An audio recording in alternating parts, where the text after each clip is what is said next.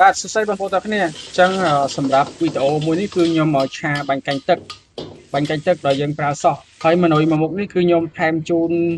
សិស្សដែលរៀនវគ្គបាយឆាអញ្ចឹងសិស្សដែលរៀនវគ្គបាយឆាគឺបានមួយមុខនេះហ្វ្រីហើយពាក់ព័ន្ធជាមួយបាញ់កាញ់ទឹកយើងត្រូវតែឆាសរសៃវាឲ្យទន់សិនដោយយើងបន្ថែមជាមួយនឹងទឹកស៊ីខ្មៅដើម្បីបន្ថែមពណ៌វាឲ្យស្អាតបន្ទាប់ពីយើងឆាវាឲ្យទន់ហើយយើងអាចដួសវាទុកឆាវាជាមួយនឹងប្រេងឆាធម្មតាហើយយើងអត់ចាំបាច់ប្រើទេប្រើតែស្អ៊ីខ្មៅដើម្បីលាយពណ៌មកបានហើយតោះមកយើងដាក់ខ្លាញ់តោះមកយើងដាក់ប្រេងឆាចូលហើយយើងដាក់ខ្ទឹមសច្រាំចូលដើម្បីឆាឲ្យឈ្ងុយជាមួយនឹងសាច់ហើយសាច់នេះយើងចង់ដាក់សាច់អីក៏បានដែរណាបន្ទាប់ពីយើងឆាសាច់ឆ្អិនឈ្ងុយហើយយើងដាក់បន្លែចូលមកបន្លែយើងមានការ៉ុតមានខាត់ណាមានស្ពៃក្តោបហើយយើងបន្ថែមជាមួយនឹងទឹកបើសិនជាបងប្អូនមានទឹកស៊ុបបងប្អូនដាក់ទៅទឹកស៊ុបប៉ុន្តែត្រូវតែបន្ថយសោះតែបើយើងអត់មានទឹកស៊ុបទេ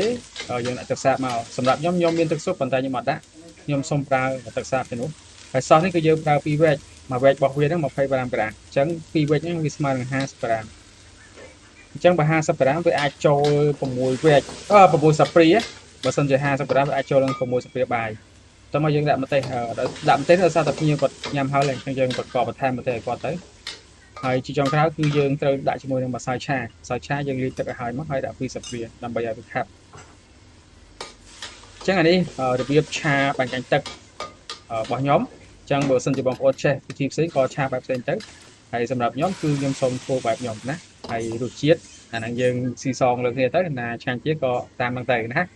ហើយពាក់ព័ន្ធជាមួយរសជាតិរបស់ខ្ញុំហ៊ានធានាព្រោះដោយសារតែខ្ញុំលក់ដាច់ហើយយើងអាចឆាប់ឲ្យភ្ញៀវបានណាអញ្ចឹងដូចខ្ញុំបញ្ជាក់អញ្ចឹងបងប្អូនដែលទិញវគ្គបាយឆាបងប្អូននឹងបានរូបមន្តនេះហ្វ្រីណាថែមជូនឲ្យអរគុណច្រើនសម្រាប់បងប្អូនដែលគ្រប់គ្រង